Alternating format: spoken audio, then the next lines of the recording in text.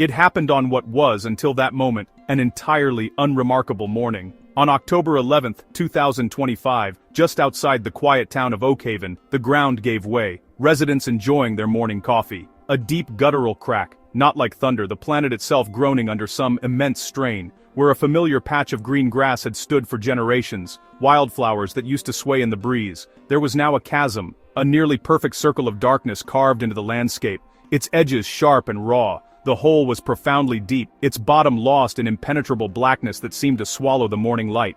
It was wide enough to consume a small car, its walls plunging straight down into the earth. The initial reaction, pure, unadulterated shock. People gathered at a safe distance, conversations hushed, faces showing fear, faces showing profound curiosity. Was it a meteor strike? A secret government experiment? Otherworldly origins? While imagination ran wild, another group arrived with methodology. When the scientific rapid response team arrived, their first priority was not discovery, but safety. A giant, unexplained hole in the ground is, first and foremost, a hazard. The stability of the surrounding earth was completely unknown. Sending a person down on a rope would be an act of reckless endangerment. The ground could collapse further at any moment, turning a scientific mission into a rescue operation, or worse, a recovery. Therefore, the decision was made with unanimous and immediate clarity. Humanity's first look into this new abyss would be through the lens of a machine. This is the modern way of exploration. We extend our senses into places too dangerous, too remote, or too delicate for our fragile human bodies to go.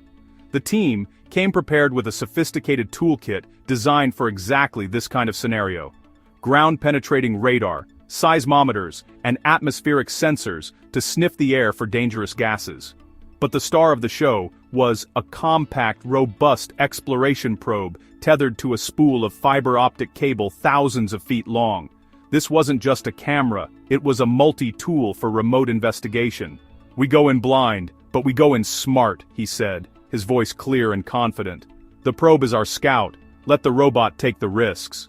The probe itself was a marvel of miniaturized engineering, encased in hardened titanium, no larger than a shoebox. Its primary feature was a high-definition camera, flanked by a ring of powerful, variable-intensity LEDs, turning pitch blackness into day. Below the lens, sensors measured temperature, humidity, pressure, sniffing for methane, carbon dioxide, and hydrogen sulfide. A sensitive microphone and a small robotic arm stood ready to collect water or soil. The operator was a young geophysicist, Lena Petrova, fingers moving with practiced ease. The long armored cable spooled out from a motorized winch, the only sound in the tense silence.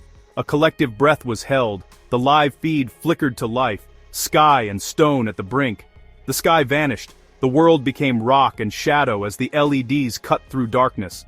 The winch hummed, counting depth, 5 meters, 10 meters. The world above felt a universe away. Down here, only the probe, its light, and the silent waiting earth. What would they find? A rubble floor? A flooded cavern? A network of unexplored tunnels? For the first 50 meters the camera revealed raw, fractured geology, grays and browns, limestone and shale. The initial collapse sheared rock cleanly in places and left tooth-like overhangs in others. Small trickles of loose soil and pebbles rained down. LED light caught strata, a timeline of shallow seas, swamps, dry lands, compressed into stone. Around 70 meters, dry rock gave way to surfaces slick with moisture. The readout spiked for humidity and showed a drop in temperature.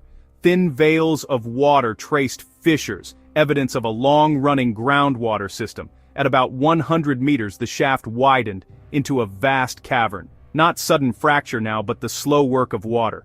Milky white formations, nascent stalactites, grew under patient dripping.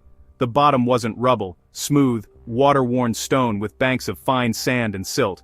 The camera showed the what. Now they needed to understand the how and the why. Unveiling the underworld, a hidden ecosystem emerges. The shimmering texture is a biofilm, a vast colony of microorganisms grazed by tiny, translucent, eyeless creatures, thread-like worms and isopods, true troglobites.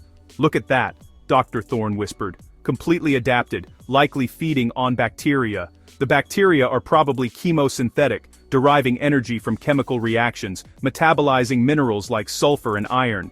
Nestled among fallen debris, a still, clear pool, perhaps the entrance to a flooded tunnel system. Atmospheric sensors showed a slight but definite increase in methane, biogenic from decay, or geologic from deeper seams. A sterilized vial filled and sealed, the water sample would be invaluable for chemistry, age, and microbial DNA. With visual and atmospheric data, the team pieced together the story. Evidence pointed to a classic cover collapse sinkhole, karst topography and dissolving limestone. Slightly acidic groundwater carved hidden channels and caverns over millennia. A thin cover of clay and soil bridged the gap, apparently solid for decades. A recent heavy rain likely added weight above and erosion below, the straw that broke the camel's back. No heat, no sulfurous plumes, no igneous rock. This was water-sculpted limestone, not volcanic or thermokarst. The low-level methane was likely biogenic, not a deep dangerous pocket. A measure of reassurance, for a site now understood and managed with care. The discovery in Oakhaven matters for several interconnected reasons. First, public safety. Understanding the conditions that led to collapse lets geologists map other vulnerable areas. With GPR and hydrology studies, scientists can find hidden voids before they fail. Communities gain time to reinforce ground or relocate critical infrastructure.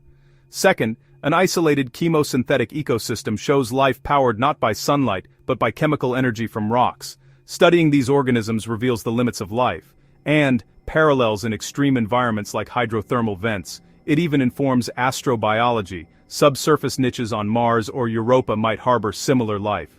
Third, the opening is a direct window into groundwater systems, sources of drinking water for many communities. It is also a vulnerability. Pollutants near the hole could rapidly reach the aquifer. Finally, it sparks curiosity, connecting people to the dynamic, living nature of their planet. It moves geology, biology, and stewardship out of textbooks and into lived experience. By studying this hole, we gain a deeper appreciation for the complex, often invisible forces that shape our world. The initial descent of the camera did not mark the end, but the beginning of a careful investigation. First, ensure stability. Tilt meters and GPS sensors feeding real-time data. Any ground movement, no matter how small, would trigger early warnings. The goal, transform the unknown into a managed, understood feature. Next, a more advanced robotic probe to navigate the submerged system. It will map, sample at depth, and search for aquatic life. Biologists hope to collect troglobite specimens, then decode their DNA and metabolism. Oakhaven built a secure fence, turning a hazard into a protected lab. Authorities and geologists now survey the region for similar risks. Public sessions replace fear with informed awareness. The thrill of discovery gives way to patient work, data, analysis, verification. The ecosystem will be monitored over seasons, the ground tracked for years. The sudden appearance of the hole in Oakhaven began as a moment of profound mystery, a tear in the familiar world. The first instinct is to fear the unknown, chaos and destruction, but the camera's journey, from sunlit meadow to ancient dark, transformed that perspective. From bewildered speculation to clear-eyed understanding, not a portal to fantasy, but a process, chemistry and physics unfolding over immense time. The camera found not emptiness, but complexity and hidden vitality. Water sculpting stone, aquifers that sustain us. Tenacious life in alien conditions, remarkable adaptability. Technology, guided by curiosity, demystified the abyss. The story moved from, "You won't believe what's down there," to "This is what's down there," and what it means. In the end, the Oakhaven hole is a window, a cross-section of history, the flow of water, and hidden ecosystems beneath our feet. When faced with the unknown, our greatest tool is not fear, but the willingness to look closely, measure carefully, and turn a sudden void into enduring insight.